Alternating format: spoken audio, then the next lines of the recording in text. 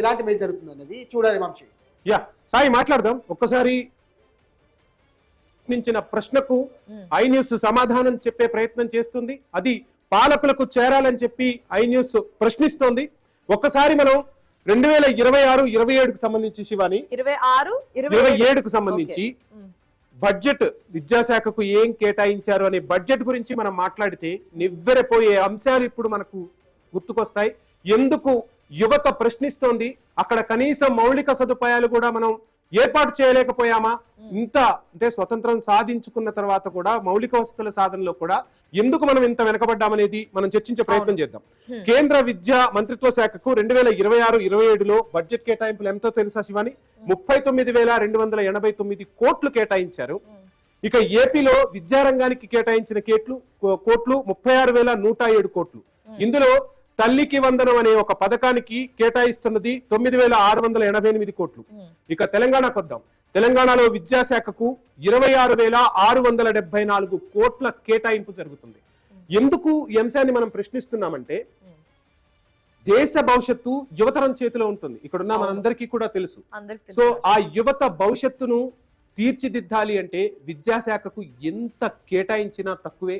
ఇప్పుడు కేటాయిస్తున్న కేటాయింపులు ఏమాత్రం సరిపోవనేది ఐ న్యూస్ చెబుతున్న మాట కాదు, విద్యార్థుల నుంచి వినిపిస్తున్న మాట. ఇకనైనా పాలకులు ఆలోచించుకోండి, ప్రతిపక్షాలు ఆలోచించుకోండి. ఈ మాట కూడా ఐ న్యూస్ ఎందుకు చెప్తుందో తెలుసా శివాని? నిన్న మొన్నటి వరకు దేశంలో అయినా రాష్ట్రాల్లో అయినా పాలక పక్షం ప్రతిపక్షమే ఉండేది. కానీ ఇప్పుడు జెన్జీ పక్షం వచ్చింది. ఆ జెన్జీ పక్షం ప్రశ్నిస్తూనే ఉంటుంది ప్రతి సమస్యపై. సో ఇక్కడ ఉన్న మన జెన్జీతో కూడా మనం చర్చించే ప్రయత్నం చేద్దాం. బట్ బిఫోర్ దాట్ మనం అన్ని స్టేట్స్ గురించి మాట్లాడుకుంటున్నాం కాబట్టి ఇప్పుడు మిగతా స్టేట్స్ గురించి మాట్లాడుకోవాలి. మూవింగ్ టు తమిళనాడు రాష్ట్ర బడ్జెట్ లో 14% విద్యాశాఖకు కేటాయించడం జరిగింది. కేరళలో 13 నుంచి 14% విద్యాశాఖకు కేటాయించారు. బీహార్ లో రాష్ట్ర బడ్జెట్ నుంచి 18 నుంచి 21% విద్యాశాఖకు మళ్ళీ కేటాయించారు. రాజస్థాన్ లో రాష్ట్ర బడ్జెట్ నుంచి 18 నుంచి 19. ఢిల్లీ రాష్ట్ర బడ్జెట్ లో 21%. కర్ణాటకలో రాష్ట్ర బడ్జెట్ నుంచి 11%. కేరళలో రాష్ట్ర బడ్జెట్ నుంచి 14%. అండ్ ఇవన్నీ మనం చూస్తుంటే ఇంత కేటాయిస్తుంటే కూడా ఎందుకు ఇన్ని సదుపాయాలు లేకుండా స్టూడెంట్స్ ఉంటున్నారు అనేది అది అవినీతి. అది మాట్లాడదాం. అది చాలా డీప్ కాన్సెప్ట్, అది మాట్లాడతాము. బట్ మీన్ వైల్ ఇదంతా మనం మాట్లాడుతుంది జెన్జీ గురించి కాబట్టి, జెన్జీ ప్రొటెస్ట్ కాబట్టి ఇప్పుడు మనం అందరం జెన్జీని పొగుడుతున్నాము. జెన్జీ ఆహా ఓహో అని ఇంత బ్రహ్మాండంగా చేస్తున్నారని అప్రిషియేట్ చేస్తున్నాం, అక్నాలెడ్జ్ చేస్తున్నాం.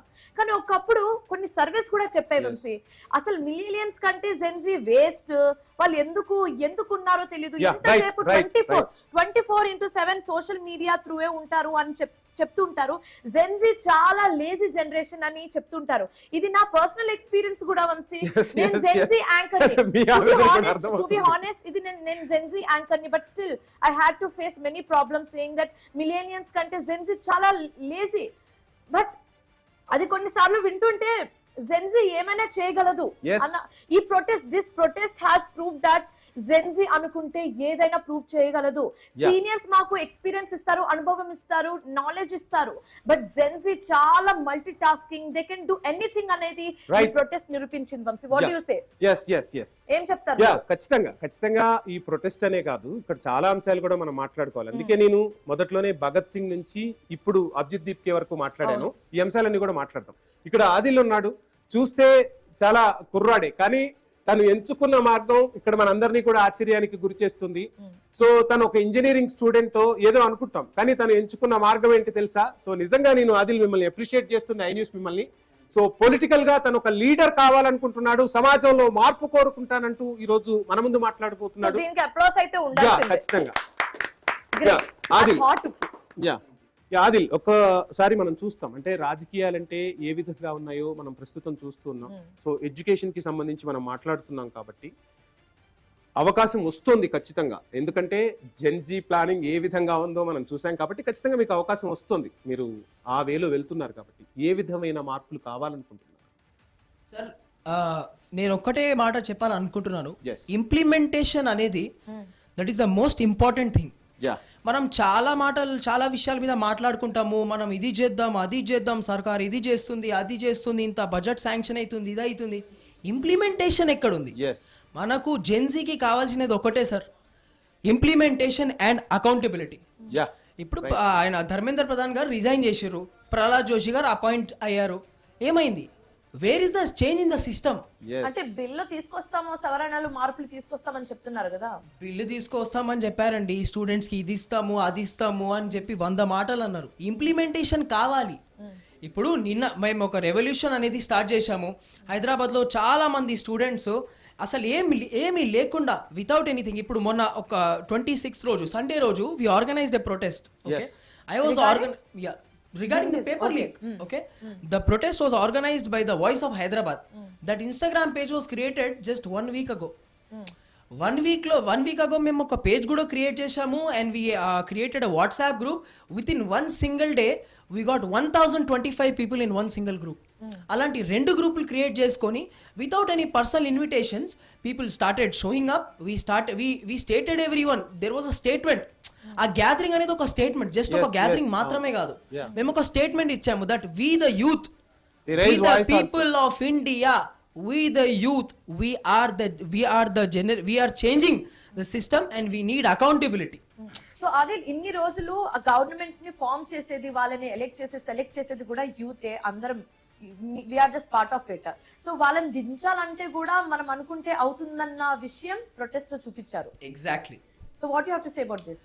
सो सरकार झुकती है उसके सामने जिसको झुकाने का हुनर होता है.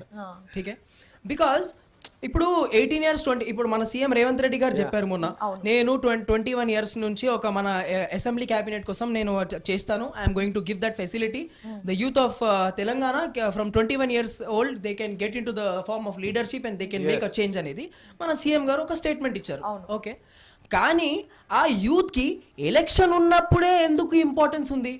ఒక 18 years ఉన్నప్పటి నుంచి మీకు ఓట్ హక్కు ఉన్నప్పటి నుంచి మీకు ఒక ఓట్ కావాలి, ఆ స్టూడెంట్ నుంచి మీకు ఓట్ కావాలంటే మరి ఆ స్టూడెంట్స్ ఆ వాయిస్ రేస్ చేయాలంటే ఎక్కడ పోవాలి అంటే ఒక ఎడ్యుకేషన్ మినిస్టర్ని కలవాలి, ఒక లీడర్ని కలవాలంటే ఫస్ట్ ఎవరో లోకల్ కాంటాక్ట్ని పట్టుకోవాలంట, దాని తర్వాత వాళ్ళ పిఎన్ కాంటాక్ట్ అవ్వాలంట, దాని తర్వాత మనకు అపాయింట్మెంట్ వస్తుందంట. అంటే ఇదంతా ప్రాసెస్ చెప్తున్నారు. సొల్యూషన్ ఏంటి? ఇలా డైరెక్ట్ కాంటాక్ట్ అవ్వాలంటే సొల్యూషన్ ఏంటి? మ్యామ్ నేను చెప్తున్న ఒకటే ఒక మాట, మనకు క్యాబినెట్ లో ఒక జెన్జీ కావాలి. ఓకే, మనకు క్యాబినెట్ లో ఒక జెన్జీ కావాలి. ఒక జెన్జీ ఒక లీడర్, ఒక నాయకుడు, ఒక జెన్జీ లీడర్ కనుక వస్తే ఆయన కూడా మేం ఫేస్ చేసిన ప్రాబ్లమ్స్ ఫేస్ చేసిరు ఆయన. Exactly, he would understand it better. So okay, Gen Z అంటే జెన్జీ వాయిస్ ఒకటి ఉండాలని అంటున్నారు.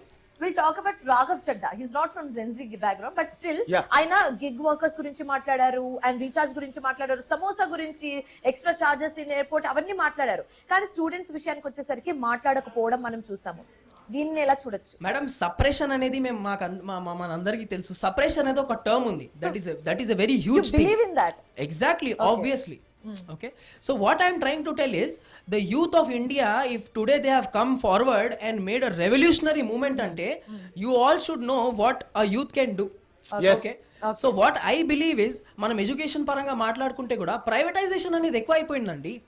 ప్రైవేటైజ్ అంటే గవర్నమెంట్ ఇంత బడ్జెట్ శాంక్షన్ చేస్తున్న తర్వాత కూడా ఒక కాలేజ్లో పోయి ఈ కాలేజ్లో చదువుకొని మనం మంచి మార్కులు తెప్పించుకొని ఒక ఇంజనీర్ అవ్వాలనుకుంటే ఆ కాలేజ్లో మాకు సీట్ లేదు. ఎందుకంటే ఇంత పరంగా ఒక పర్టికులర్ పర్సంటేజ్ వల్ల, లేకపోతే ఒక మేనేజ్మెంట్ సీట్ కొనాలంట. ఇవన్నీ ఎందుకండి మనకు? వెన్ ఎడ్యుకేషన్ ఎడ్యుకేషన్ సిస్టమ్ లో చేంజెస్ రావాలంటే, ఎడ్యుకేషన్ సిస్టమ్ లో చేంజెస్ రావాలి, ఇంప్లిమెంటేషన్ అనేది కావాలంటే వేరే మాట ఏం లేదు. ఇంప్లిమెంటేషన్ ఇంప్లిమెంట్ చేయాలన్నట్టుగా ఆదిల్ చెప్తున్నారు. నెక్స్ట్ మనం చూస్తుంటాం అంటే రకరకాల అంశాలు తెరపైకి వస్తాయి. ఎడ్యుకేషన్ అనగానే మనందరం కూడా చాలా మంది మిడిల్ క్లాస్ వాళ్ళు ఎక్కువ ఉంటారు. ప్రజెంట్ హైదరాబాద్ లో ఉన్న ఎడ్యుకేషన్ సిస్టమ్స్ చూస్తే మనం పిల్లల స్కూల్ బ్యాగులు ఎంత బరువు అవుతున్నాయో, అంటే వాళ్ళ స్కూల్ బ్యాగ్ ఎంత బరువు ఉంటుందో అంత అమౌంట్ పే చేయాల్సి వస్తుంది. లక్షల్లో స్కూల్స్ కి పే చేయాల్సిన పరిస్థితి వస్తుంది. సో ఎందుకు మనం ఈ వ్యవస్థపై పోరాడలేకపోతున్నాం? ప్రైవేట్ దందా అనేది ఎందుకు ఎక్కువ అవుతుంది? ఎందుకు వాయిస్ రేజ్ చేయలేకపోతున్నాం? ప్రైవేట్ వైపే చాలా మంది ఇక్కడ ప్రజల నుంచి కూడా గవర్నమెంట్ స్కూల్స్ వైపు చూడట్లేదు, అందరూ కూడా ప్రైవేట్ స్కూల్స్ వైపే చూస్తున్న పరిస్థితి కూడా కనిపిస్తుంది. మార్పు రావాలంటే ఏం చేయాలి? And adding on to that, ఇప్పుడు ఇవన్నీ ఇయర్లీ ఒక ధర్నా ప్రొటెస్ట్ జరుగుతూ ఉంటుంది. ఫీజు తగ్గించాలి అది రిపిటేషన్ మోడ్ లో అవుతున్నప్పటికీ there is no change in that అని చెప్పొచ్చు. ఏం చెప్పాలనుకుంటున్నారు దీని గురించి? ఇది గవర్నమెంట్ తీసుకోవాల్సిన స్టెప్స్ అండి. మనం ఎన్ని ధర్నాలు చేసినా కానీ మళ్ళీ సేమ్ ప్రతి year academic year same run అవుతూనే ఉంది. ఫీజ్ ఏం చేంజ్ అవ్వట్లేదు. గవర్నమెంట్ తీసుకోవాల్సిన నార్మ్స్ అన్నీ వాళ్ళు ఇంప్లిమెంట్ చేస్తే మన ఆదిల్ బ్రో చెప్పినట్టు అన్ని సిస్టంలోకి ఆటోమేటిక్గా వస్తాయి. మాట్లాడదాం మనం. బీఆర్ఎస్ వర్కింగ్ ప్రెసిడెంట్ కేటీఆర్ మాట్లాడుతున్నారు.